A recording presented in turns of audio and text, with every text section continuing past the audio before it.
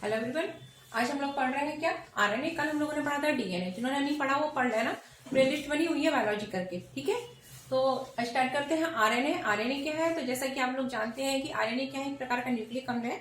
और nucleic acid की खोज किसने की थी? फ्रेडरिक मिचेल नाम के एक साइंटिस्ट थे, तो उन्होंने न्यूक्लिक एसिड की खोज की। तो उन्होंने कहा था कि न्यूक्लिक एसिड जो होते हैं वो कितने प्रकार के होते हैं? दो प्रकार के होते हैं। एक होता है डीएनए और दूसरा क्या होता है? आरएनए। डीएनए हम पढ़ चुके थे, डीएनए का फुल फॉर्म होता है डीऑक्सी राइबो न्यूक्लिक एसिड, और आरएनए आज हम पढ़ेंगे जिसका फुल फॉर्म होता है राइबो न्यूक्लिक एसिड। ठीक है, तो अगर हम बात करें कि हम लोगों में और ज्यादातर जीवों में क्या होता है, डीएनए और आरएनए दोनों ही होते हैं। लेकिन जो वायरस होता है उसमें क्या होता है, या तो डीएनए होता है या आरएनए होता है, याद रखना। ठीक है, चलो स्टार्ट करते हैं आरएनए। और हाँ, जिन्होंने लाइक नहीं किया वो लाइक कर दो, क्योंकि समझ में तो उनको आएगा ही आएगा। और जिन्होंने सब्सक्राइब नहीं किया वो सब्सक्राइब कर लो। जिन्होंने सब्सक्राइब कर लिया है वो लाइक कर ले और चैनल को शेयर कर दे। ठीक है, चलिए स्टार्ट करते हैं आरएनए। आरएनए का फुल फॉर्म क्या होता है? राइबो न्यूक्लिक एसिड, यानी कि राइबो न्यूक्लिक अम्ल। ठीक है, ये कैसा स्ट्रक्चर है? ये एक सिंगल स्ट्रैंड स्ट्रक्चर है। ठीक है, यानी कि एक सूत्र का बना होता है। ठीक है, कैसा बना होता है? आरएनए जो है वो एक सिंगल स्ट्रैंड स्ट्रक्चर है, सिर्फ इकारे सूत्र का बना है। एक संरचना होती है आरएनए, जिसका full form ribo nucleic acid है। ये कैसी संरचना है? सिंगल स्ट्रैंड स्ट्रक्चर है, इकारे सूत्र का बना होता है। वही अगर हम बात करें कि हमारा जो डीएनए है वो कैसा है? दोहरे सूत्र का बना होता है, यानी कि डबल हेलिकल स्ट्रक्चर है। ठीक है, डबल स्ट्रैंड होता है। अगर बात करें जो हमारा आरएनए होता है वो किससे मिलकर बना होता है, तो हमारा जो आरएनए होता है वो बेस सुगर और फॉस्फेट से मिलकर बना होता है। आप कहेंगे ऐसे तो डीएनए भी बेस सुगर फॉस्फेट से मिलकर बना हुआ था। जी हाँ, डीएनए भी क्या था? हमारा बेस सुगर और फॉस्फेट से मिलकर बना हुआ था, लेकिन इसमें कुछ अंतर होता है। वो अंतर क्या है वो हम देखेंगे। ठीक है, इसलिए हम पढ़ रहे हैं। तो देखो, जो आरएनए है वो भी कई सारे न्यूक्लियोटाइड से मिलकर बना होता है। वो न्यूक्लियोटाइड जो होते हैं वो किससे मिलकर बने होते हैं? बेस सुगर और फॉस्फेट से मिलकर बने होते हैं। ठीक है, बेस जो होते हैं दो प्रकार के होते हैं, जिनको हम बोलते हैं प्यूरिन और पिरिमिडिन। बिल्कुल अगर हम देखें तो बिल्कुल क्या है, जैसा डीएनए की कहानी थी वैसे ही आरएनए की कहानी है। बस क्या है, आरएनए का नाम अगर देखें तो राइबो न्यूक्लिक एसिड, डीएनए क्या था? Deoxy ribo nucleic acid. DNA double strand था, आरएनए सिंगल स्ट्रैंड है। ठीक है, डीएनए भी बेस सुगर फॉस्फेट से मिलकर बना हुआ था, आरएनए भी बेस सुगर और फॉस्फेट से मिलकर बना हुआ है। ठीक है, लेकिन अंतर क्या है? अंतर ये है जो हम देख रहे हैं। बेस जो होते हैं वो कौन कौन से होते हैं? प्यूरिन होते हैं, पिरिमिडिन होते हैं। आप कहेंगे इसमें क्या है? ये भी डीएनए में भी थे। डीएनए में दो प्रकार के बेस थे, प्यूरिन और पिरिमिडिन। भाई अंतर है। ठीक है, अभी सबर कर लो जरा। अब जो प्यूरिन होता है, ठीक है, उसमें क्या था? डीएनए में कौन थे? एडेनिन और ग्वानिन। ठीक है, इसमें भी एडेनिन और ग्वानिन प्यूरिन बेस है। लेकिन जो पिरिमिडिन बेस होता है ना, उसमें चेंजेस हो जाता है कुछ कुछ। क्या चेंज होता है वो देख लेते हैं। देखो, पिरिमिडिन जो है यहाँ पर क्या था? हमारा क्या था? यहाँ पर था थायमिन। अगर हम बात करें डीएनए की, तो डीएनए में जो पिरिमिडिन था, पिरिमिडिन में कौन कौन से थे? थायमिन और साइटोसिन। ठीक है, लेकिन जब हम आरएनए पढ़ते हैं ना, तो आरएनए में क्या होता है? हमारा जो थायमिन है, थायमिन की जगह कौन जगह ले लेता है? यूरासिल। ठीक है, तो अंतर ये डीएनए आरएनए में कि जो डीएनए होता है वो भी बेस सुगर फॉस्फेट से मिलकर बना होता है, और हमारा आरएनए भी बेस सुगर और फॉस्फेट से मिलकर बना होता है। अंतर क्या होता है? प्यूरिन तो वैसे के वैसे होते हैं, लेकिन जो पिरिमिडिन होता है उसमें थायमिन की जगह क्या आ जाता है? डीएनए में होता है थायमिन, और पिरिमिडिन में थायमिन की जगह आता है यूरासिल। बाकी सब कुछ वही रहता है। पेयरिंग होती है, हाइड्रोजन बॉन्ड होते हैं। ठीक है, प्यूरिन की पिरिमिडिन पेयरिंग जो होती है वो किससे होती है? पिरिमिडिन से होती है।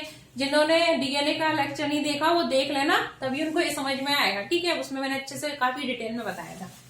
ठीक, तो ए की पेयरिंग किससे होती है? डीएनए में देखें तो थायमिन से होती है। थायमिन की जगह क्या आ गया? यूरासिल। ठीक है, तो एडेनिन की पेयरिंग किससे होगी? अब यूरासिल से होगी। ये लो आ गया भाई। अब ग्वानिन की किससे होती थी? साइटोसिन से। डीएनए में भी होती थी, और इसमें भी ग्वानिन की किससे होगी? साइटोसिन से होगी। वैसे का वैसे ही आ गया, बस अंतर कहाँ आ गया? यहाँ पे। यहाँ पर अगर डीएनए होता तो आता थायमिन, आरएनए है तो क्या आ गया? यूरासिल। ठीक है, याद रखना। ये हो गया बेस। अब सुगर, तो जो डीएनए होता है उसमें कौन सी सुगर होती है? Deoxy ribo sugar. डीएनए का नाम ही है डीऑक्सी राइबो न्यूक्लिक एसिड, तो सुगर भी डीऑक्सी राइबो सुगर होगी। वही आरएनए की बात करें तो आरएनए में कौन सी सुगर होती है? आरएनए में होती है राइबोस सुगर। कौन सी सुगर होती है? Ribose sugar. ये देखो, आरएनए में कौन सी सुगर होती है? राइबोस सुगर, तभी इसका नाम है क्या? Ribo nucleic acid. ठीक है, फॉस्फेट ग्रुप लगा रहता है। ठीक है, ये टोटल वैसा का वैसा ही है। अब हम देख रहे हैं कि जो आरएनए है, आरएनए कहाँ पाया जाता है? आरएनए अगर हम बात करें तो मेनली साइटोप्लाज्म में और न्यूक्लियस में भी प्रेजेंट होता है आरएनए। आरएनए होते कितने प्रकार के? ठीक है, तो आरएनए जो होते हैं वो कितने प्रकार के होते हैं? 3 प्रकार के होते हैं। ठीक है, याद रखना। आरएनए का फुल फॉर्म क्या है? राइबो न्यूक्लिक अम्ल, राइबो न्यूक्लिक एसिड। एक बार फिर से देख लेते हैं।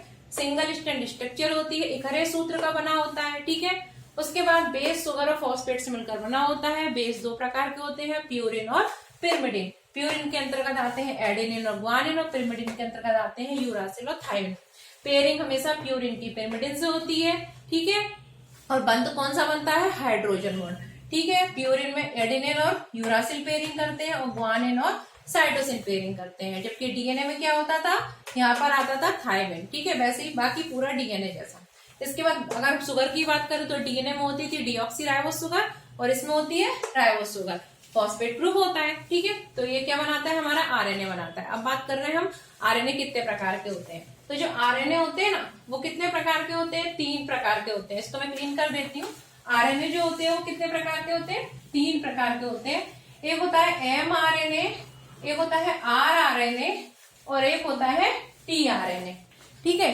लिख लेते हैं, ब्लैक पेन लेके आती हूँ, उसमें उससे अच्छा दिखता है, ठीक है। आरएनए जो होते हैं वो कितने प्रकार के होते हैं, 3 प्रकार के होते हैं। एक होता है एमआरएनए, एक होता है आरआरएनए और एक होता है टीआरएनए, ठीक है।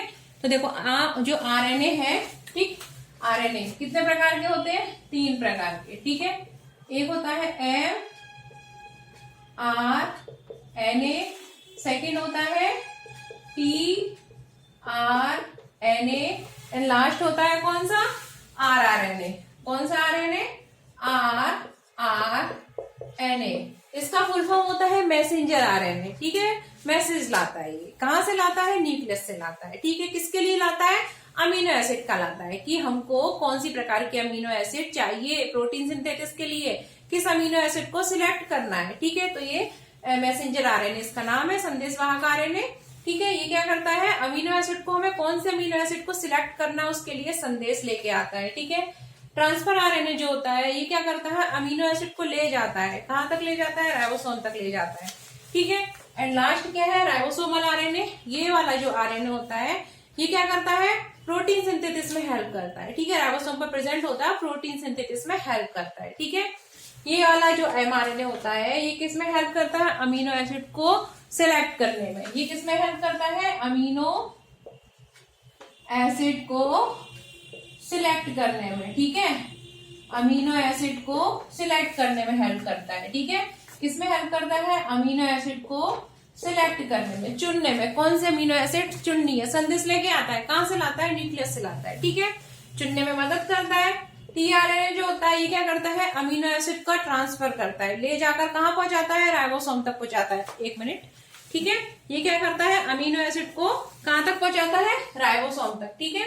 ये काम क्या करता है, अमीनो जो एसिड होती है इसने क्या करा, चुनने में हेल्प करी, भाई कौन सी हमको चुननी है, संदेश पहुंचाया, ठीक है। अब ये क्या करता है, उस अमीनो एसिड को चुन लेता है जिसके लिए संदेश आया था कि इसको चुनना है। तो ये क्या करता है, अमीनो एसिड को चुनकर क्या करता है, ले जाकर ट्रांसफर करता है, ठीक है। अमीनो एसिड का क्या करता है, ट्रांसफर करता है, ठीक है। कहां करता है, राइबोसोम पर। कहां करता है, राइबोसोम पर, ठीक है। एंड लास्ट क्या है, राइबोसोमल आरएनए, ठीक है। ये वाला जो आरएनए होता है ये क्या करता है, प्रोटीन सिंथेसिस में सहायता करता है। ये किसमें सहायता करता है, प्रोटीन सिंथेसिस में, ठीक है। तो ये कहां पर प्रेजेंट होता है, राइबोसोम पर। ये कहां पर होता है, राइबोसोम पर प्रेजेंट होता है, ठीक है। राइबोसोम पर क्या होता है, उपस्थित होता है, क्या होता है, उपस्थित होता है। और किसमें सहायता करता है, हेल्प, इसमें हेल्प करता है प्रोटीन सिंथेसिस में। किसमें हेल्प करता है, प्रोटीन सिंथेसिस में क्या करता है, ये हेल्प करता है। तो ये हो गया हमारा आरएनए का फंक्शन।